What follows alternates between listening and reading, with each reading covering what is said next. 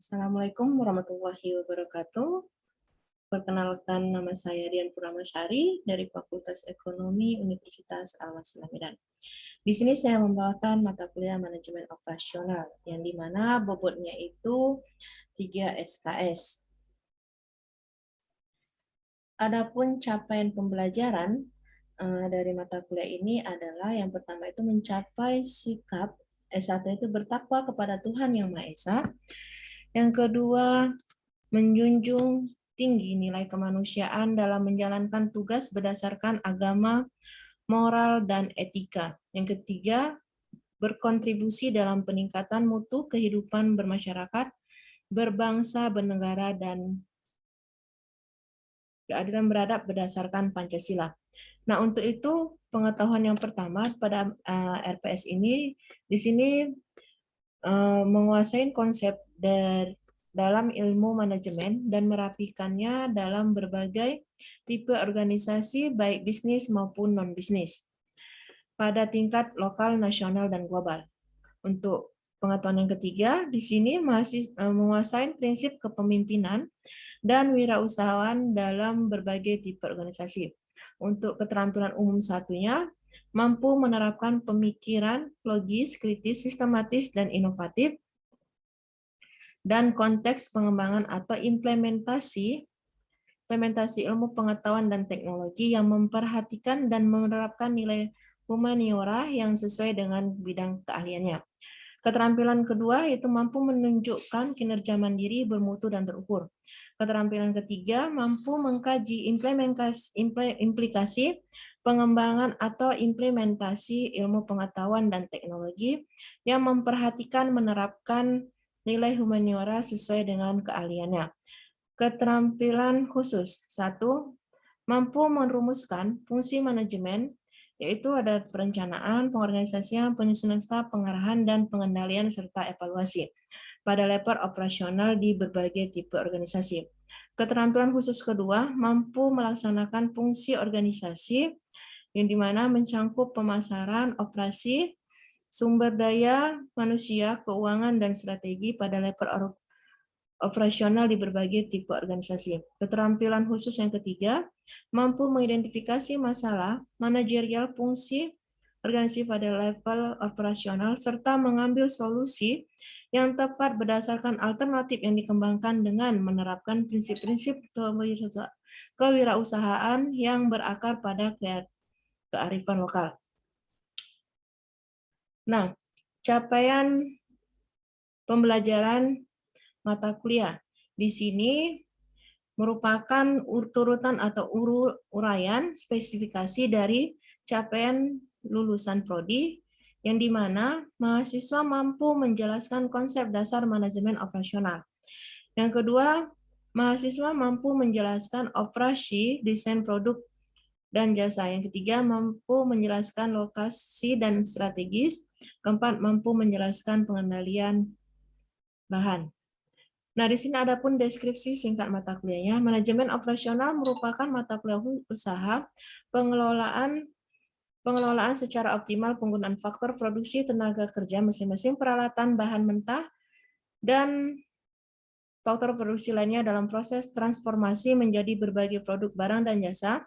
Konsep dan problem yang disajikan menggunakan perspektif perusahaan dan penyelesaian kasus perusahaan di mana dalam hal ini keputusan yang dilakukan manajer operasi dan orientasi manajer operasi yaitu melakukan fungsi-fungsi proses manajemen operasional. Nah, di sini ada kriteria ataupun capaian pembelajaran dan materi yang kita akan bahas selama 1 semester. Ini untuk pertemuan pertama. Di sini sub CPMK-nya, mahasiswa mampu menjelaskan tentang konsep dasar manajemen operasional. Di sini materi pembelajarannya operasi dan produktivitas. Indikator pencapaiannya ketepatan menjelaskan materi. Kriteria dalam penilaiannya ketepatan dan penugasan penilaian bentuk non-tes, tulisan, makalah, dan presentasi. Bentuk metode pembelajarannya dan penugasan serta alokasi waktunya, kuliah, diskusi, presentasi. bobotnya sebesar 10%. Yang kedua itu mahasiswa mampu menjelaskan tentang strategi operasi untuk barang dan jasa. Di sini materi pembelajarannya strategi operasi untuk barang dan jasa, indikator pencapaiannya, ketepatan menjelaskan materi, kriteria bentuk penilaiannya, ketepatan dan penugasan penilaian, tulisan dalam presentasi. Lalu bentuk metodenya itu ada diskusi, kuliah, dan presentasi, bobot nilai 10%. Lalu pertemuan selanjutnya, mahasiswa mampu menjelaskan tentang manajemen mutu terpadu. Di sini pembelajarannya menjelaskan tentang manajemen terpadu, capaiannya, ketepatan menjelaskan materi, bentuk penilaiannya, ketepatan dan penugasan penilaian, bentuk tes, tulisan, makalah, dan presentasi. Pembelajarannya kuliah dan diskusi serta presentasi, bobotnya 10%. Nah, yang keenam itu mahasiswa mampu menjelaskan tentang desain barang dan jasa. Materinya desain barang dan jasa, dan capaiannya ketepatan menjelaskan materi. Lalu bentuk penilaiannya, ketepatan dan penugasan, penilaian bentuk non-tes, tulisan, makalah, dan presentasi. Kalau pembelajaran dan penugasannya itu kuliah dan diskusi dan presentasi, bobotnya 10%.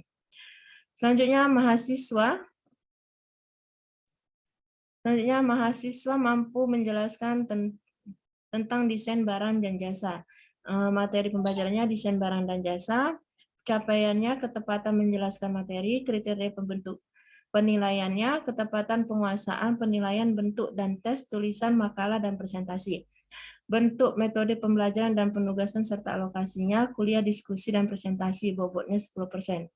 Selanjutnya, mahasiswa mampu menjelaskan desain, proses, dan kapasitas. Materinya desain, proses, dan kapasitas. Capaiannya, indikator capaiannya, ketepatan menjelaskan materi. Selanjutnya, kriteria bentuk penilaiannya, ketepatan dan penugasan penilaian bentuk dan non-tes. Lalu, bentuk metode pembelajarannya, kuliah dan diskusi, bobot nilainya sebesar 10%.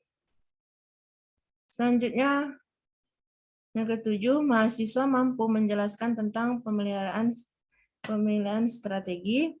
Pemilihan strategi itu mahasiswa mampu menjelaskan tentang kuliah dan bobot nilai 10%. Selanjutnya, pertemuan selanjutnya membahas tentang manusia sistem kerja. Yang pertemuan selanjutnya desain dan tata letak, dan selanjutnya persediaan. Pertemuan ke-12 persediaan untuk permintaan dependen. Yang ke-14 sistem just time suplemen. 11 ke-14 pertemuan penjadwalan agregat.